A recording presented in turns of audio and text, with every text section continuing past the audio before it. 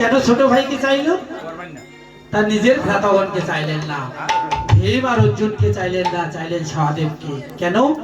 মাতৃজা মায়ের কথা চিন্তা করে বলছে, আমার মা কুন্তি যেদিন মারা যাবে সেদিন তো তাকে আমি ওম নম গোবিন্দায় নম বলে তুলসী পত্র নিবেদন করব, কিন্তু যেদিন আমার মাতৃজা মারা যাবে সেদিন আমার সহদেব ভাই যদি থাকে তাহলে তাকে তাকে তুলসী পত্র নিবেদন করবে ওম নম গোবিন্দায় নম বলে। আর এই মানব জন্মে আমার মাতৃজা যদি তার সন্তানের হাতে তুলসী পত্র নাহি পায়, তবে আমার মায়ের এই মানব জন্ম যে বিফলে যাবে। ওহে মধুমাখি, হে মানব জন্ম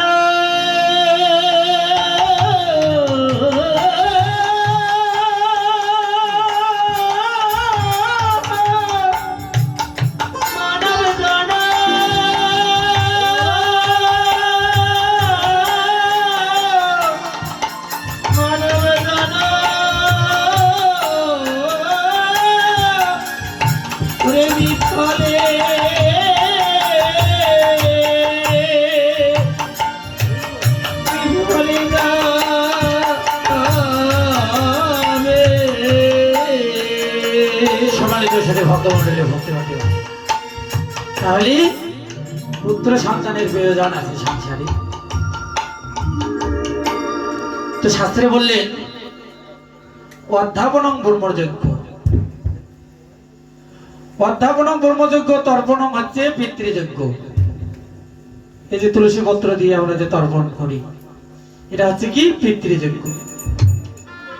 হোম দৈব বলিভূত নির্যজ্ঞ অতিথি আপ্যায়ন, মানে কি? হোম দৈব মানে কি? হোম যদি অধ্যাপন হচ্ছে ব্রহ্মযজ্ঞ, যদি ব্রহ্মযজ্ঞ করেন তাহলে কি বেদ অধ্যাপন করতে হবে। অধ্যাপন ব্রহ্মযজ্ঞ মানে ব্রহ্মযজ্ঞ করলে বেদ অধ্যয়ন করতে হবে।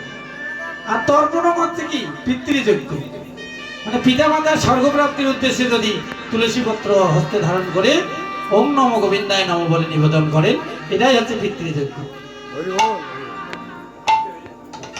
তাহলে অধ্যাপন ব্রহ্মযজ্ঞ, তর্পণ পিতৃযজ্ঞ, হোম দৈব মানে দেবতাদের উদ্দেশ্যে যে হোম করা হয়।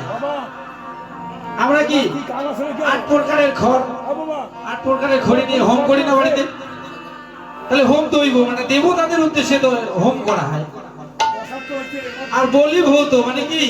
আমরা কি কোনো কিছু বলি দেই না, এটা হচ্ছে কি ভৌত যজ্ঞ, মানে ভৌত ভূতাত্মা যাদের তারা এটা বলি ভৌত।